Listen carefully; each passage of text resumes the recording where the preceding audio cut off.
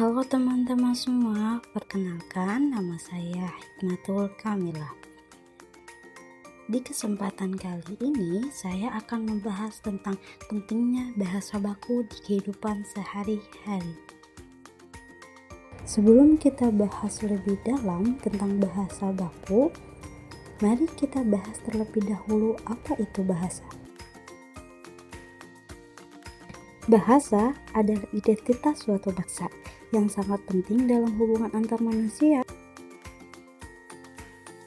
Karena bahasa memegang peranan penting sebagai alat komunikasi utama dalam kehidupan manusia. Manusia dapat saling berinteraksi, berbagi informasi, bertukar pikiran, dan menjalin hubungan satu sama lain dengan bahasa. Nah, itu dia teman-teman pengertian bahasa. Mari kita lanjut dengan membahas apa itu bahasa baku dan tidak baku.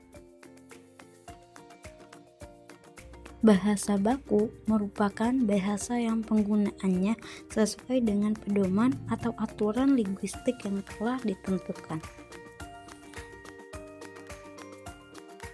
Dengan demikian, bahasa baku adalah bahasa yang diucapkan, digunakan, atau ditulis berdasarkan pedoman atau kaidah yang telah ditetapkan, seperti Pedoman Umum Ejaan Bahasa Indonesia atau PUEB serta Kamus Besar Bahasa Indonesia KBBI.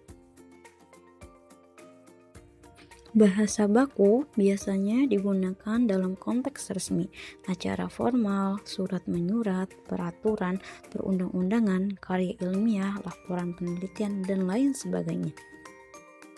Sedangkan bahasa tidak baku merupakan variasi bahasa yang digunakan dalam konteks yang lebih santai dan tidak resmi, yang berbeda dengan bahasa baku.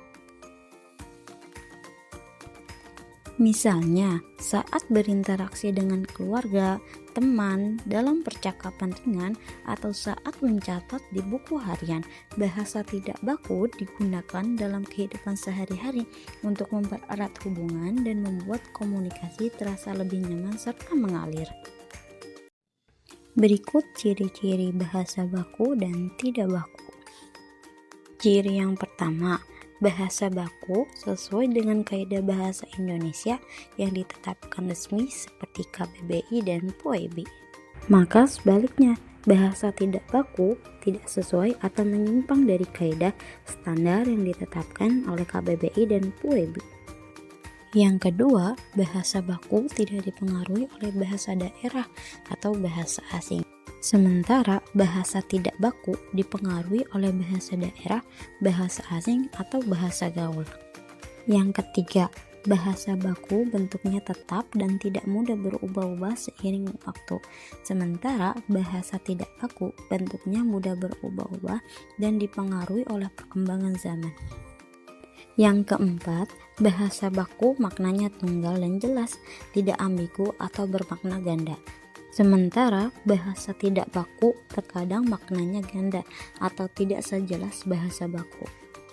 Yang terakhir, bahasa baku tidak memperlihatkan bentuk hiperkorek, maka sebaliknya bahasa tidak baku sering memperlihatkan bentuk hiperkorek. Untuk lebih memahami, mari perhatikan contoh kalimat yang membedakan bahasa baku dan tidak baku dalam percakapan sehari-hari. Contoh yang pertama, Dani mempunyai hobi membaca buku sejarah. Kata mempunyai dan membaca bersifat baku. Sementara contoh kalimat bahasa tidak baku, Dani punya hobi baca buku sejarah. Contoh kedua, ketika hujan turun, Dana segera berteduh.